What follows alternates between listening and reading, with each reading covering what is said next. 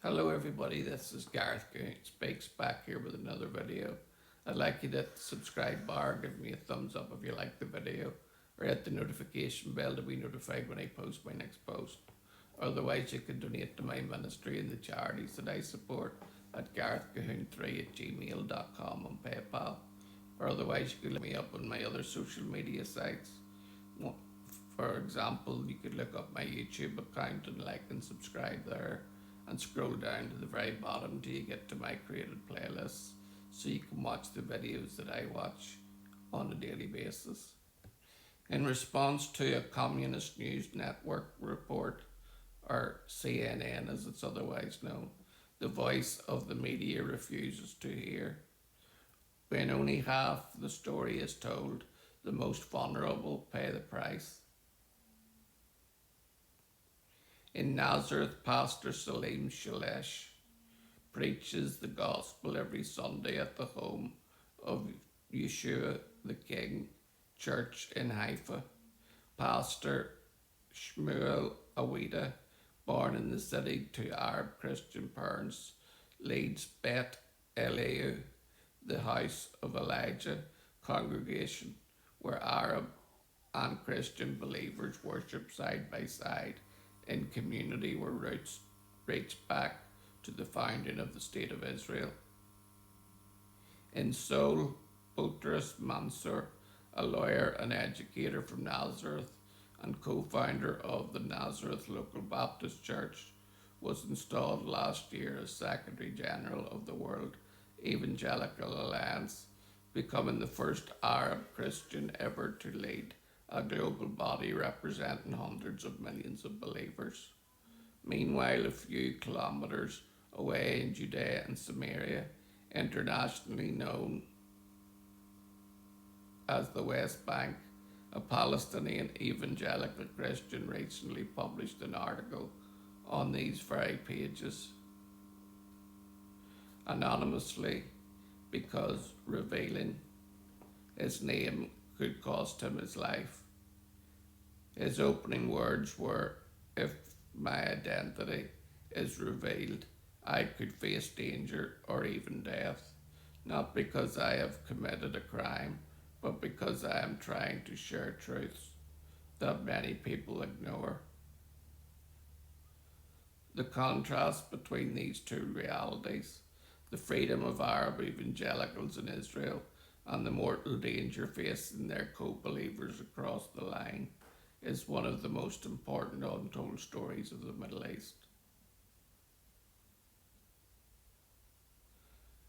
A CNN report this week highlighted a growing rift between Palestinian Christians at Judea and Samaria and American evangelicals.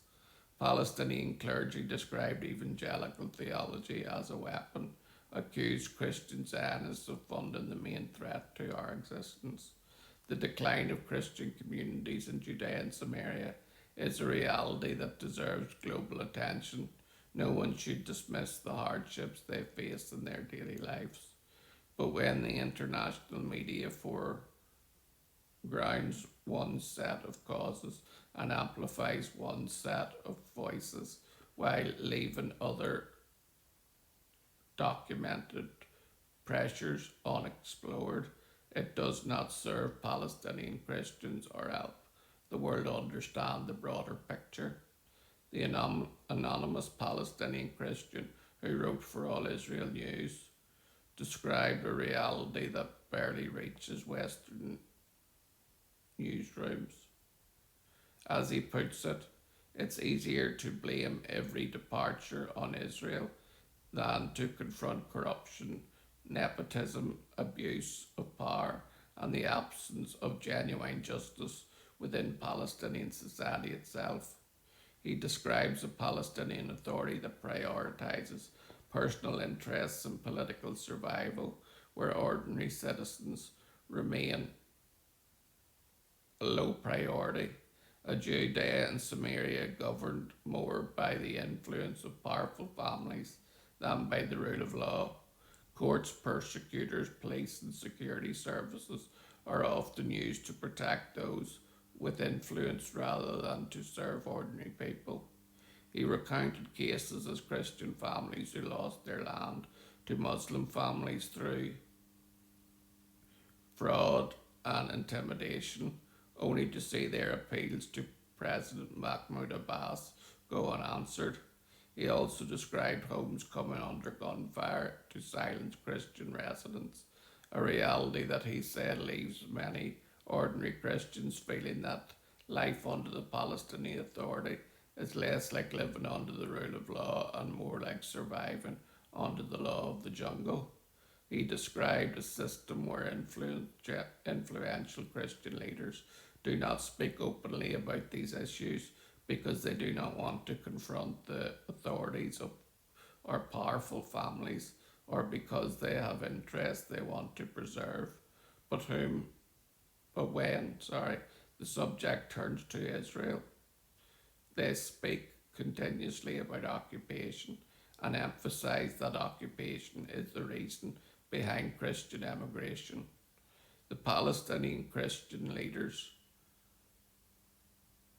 operate within a system that demands a unified front. The PA tolerates and instrumentalizes the Christian presence and Christian leaders who wish to maintain their positions, their institutions, and their communities' survival must align with the narrative and the attributes. All Christians suffer an exclusive. All Christians suffer exclusively to Israel. The history of persecuted Christian churches under authoritarian regimes from the Soviet Union to communist Eastern Europe shows that clergy who must coexist with power structures controlling every aspect of their community's existence inevitably becomes voices for the system, not only of their flock. The question is not whether these leaders are sincere, but whether the story they are permitted to tell is the whole story, where the media's failure becomes glaring and most revealing. In Nazareth, Pastor Salem Shalash's congregation enjoys religious freedom and puts it into practice by operating a major aid centre serving Jewish, Muslim, and Christian families alike. Shalak, raised Catholic before coming to evangelical faith, publicly supports the state of Israel and devotes his ministry to building bridges between Arabs and Jewish communities. In Haifa, Pastor Shmuel Awida leads Bet Eliyahu, the House of Elijah, in the German colony, a congregation founded around the time of Israel's establishment, whose earliest members included Holocaust survivors. Today, Arab and Jewish believers worship together there each week, a living testimony to the reconciliation that the gospel makes possible. Awida, born in Haifa to an Arab Christian parents, has devoted his life to building a community where the dividing wall between Jews and Arabs is broken down, not through political slogans, but through shared faith in the God of Israel. And then there is Boutros Mansour, a native of Nazareth, a graduate of the Hebrew University of Jerusalem, the long-time director of the Nazareth Baptist School, the only recognized evangelical K-12 school in Israel, and since 2025, the Secretary General of the World Evangelical Alliance, representing over 6 million evangelical Christians in 143 countries, the first Arab Christian ever to hold that office. They are not marginal figures. Come back for part 2 of this post in the next video.